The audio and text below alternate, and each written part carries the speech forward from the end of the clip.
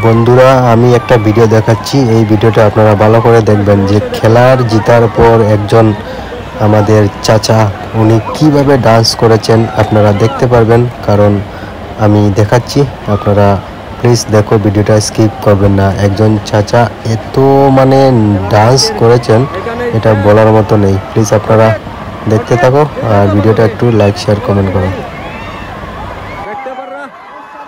Enjoy যেটা বলা হয়, এই এনজয়টা দেখতে পারা।